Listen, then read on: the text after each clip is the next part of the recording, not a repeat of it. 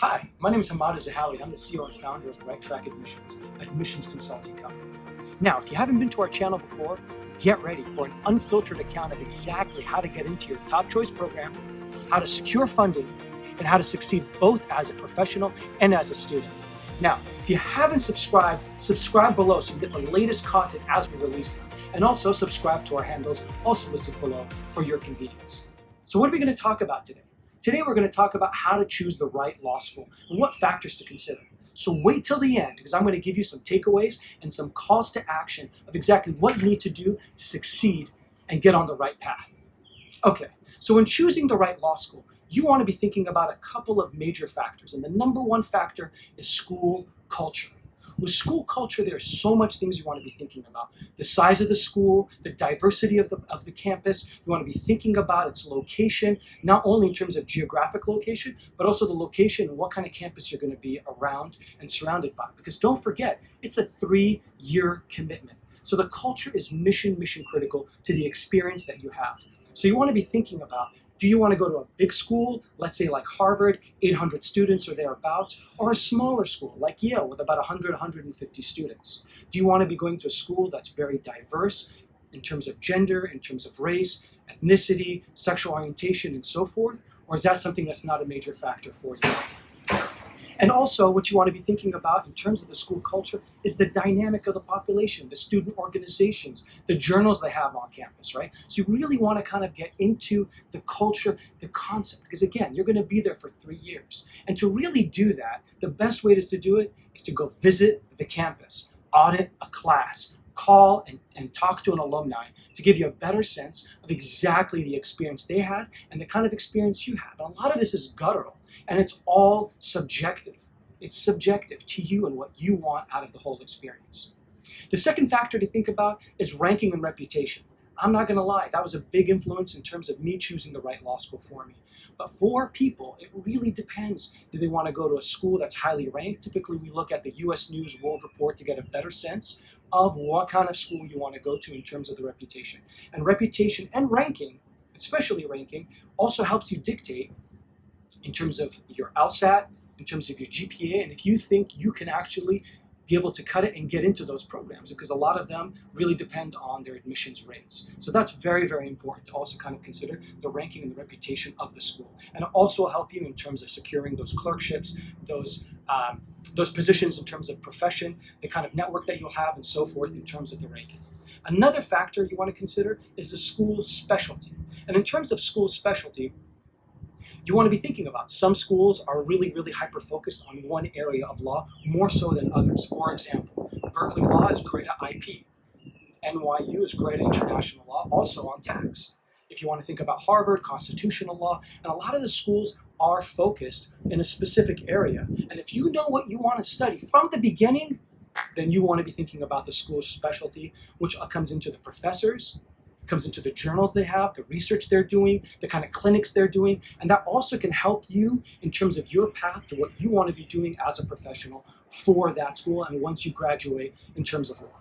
And last but not least, and again, there's a number of factors, I want to focus on these, is also the geography of the school. You want to be thinking about where you're going to be in terms of the experience of the school. So we talked about the culture, but I'm talking about the geography, right? Because you're, again, there for 3 years. And so you want to be in a school as a law school that's part of a campus, or do you want to be in a law school that's kind of separated? For example, something like Georgetown Law School is separate from the main campus. Something like Berkeley Law School is central to the campus itself. Also thinking about the geography of the school itself. Ithaca, for example, and Cornell, very far away, very different environment than some place like NYU where it's right smack in the middle of the city. So you want to kind of be thinking about all those factors. And I want to throw you one more bonus factor also, and that's the funding.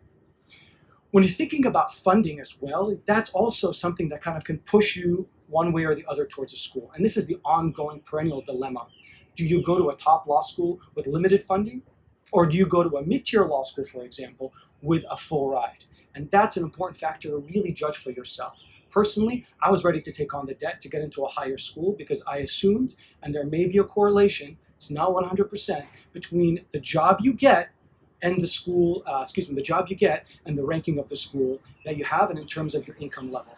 So that's something you want to kind of be considering as well, is what kind of funding you're getting. The sad reality is not a lot of the schools have a ton of funding, but you should look into it, whether you plan to practice in the government, whether you plan to practice related, like nonprofit related work. Then you can basically get a better sense of exactly what kind of funding the school may have for you. And if you do really well on your application, really well on the LSAT, really well on the GPA, and you present yourself as a spectacular, stellar student that the school must take, then therefore you can get into a better school, you can get into a school with more funding, which may impact you in terms of the decision you make for the professional career track you have. So again, just to quickly recap, you want to be thinking about the school culture, really, really important. You want to be thinking about the ranking, you want to be thinking about the school specialty, the geography, and lastly, the funding for the school itself. Those are your main takeaways, the main things you want to be thinking about when you're choosing the school. And as your call to action, I want you to go check out and do a virtual tour of your top choice schools. Do a virtual tour. You can usually do them on YouTube. You can also do them on the campus website, especially now during the time of COVID. It's a little bit hard to go check out the campuses, but do a virtual tour to get a sense of what kind of atmosphere and campus dynamic and culture you really have. Because again, that's one of the most important factors of this whole equation. So that is my speech. That is the whole experience about choosing and how to choose the right law school. But I'm going to give you a bonus today. Today, I'm going to take you on a quick private tour of my alma mater, Berkeley Law School. And so here is the front of the school in Berkeley.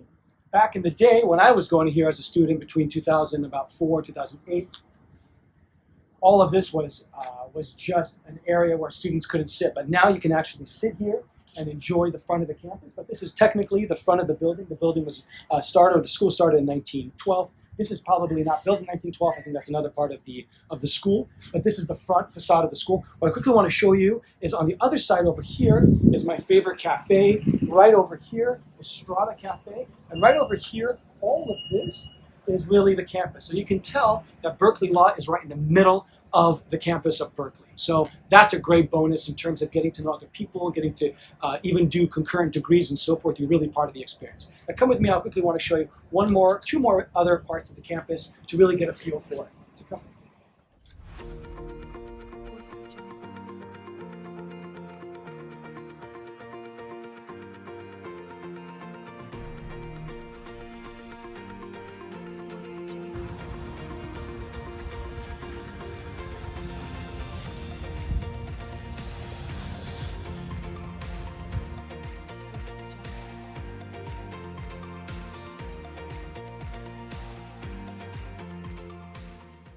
This is really the new remodeling of the university, of the law school, and I want to quickly show you a couple of the parts of the campus that were built subsequent from when I was here, and that really have added to the flavor, to the culture, to the taste of Berkeley Law School. So right here we've got a nice, beautiful logo of the university, of the law school itself. Come with me here. Up there is Simon Hall, a little bit of the older part of the school building. And here you got a courtyard. You got a top over there, really trying to make it as green as possible to really kind of give it that feel. I think it's gold or platinum certified in terms of how environmentally friendly the new building is. And what you see in here is the classrooms, usually in here, the student organizations, the main eating area down Zeb Cafe, which is very famous. We've got the library in the back over there. Unfortunately, I can't go inside the building, obviously, because of the COVID situation. But here's a good feeling of the university, and I want to show you one last part of the campus and what makes Berkeley, and especially Berkeley Law, a very unique place. Come with me. Okay, and as the final point that I want to mention, again, geography is important, and what makes Berkeley so unique in Berkeley Law is where it's located. And right over here, you get to see, over there in the distance, is a hazy image of the Golden Gate Bridge, which really leads into San Francisco, one of the most beautiful cities in the world, and that's only about a 30-minute ride on the BART system, the public transportation, or by car about 20-30 minutes. So really it makes this whole experience just that much better. So again, thanks so much for tuning in to this episode. Don't forget to subscribe to our channel and our social media handles. And please, stay safe, and stay connected.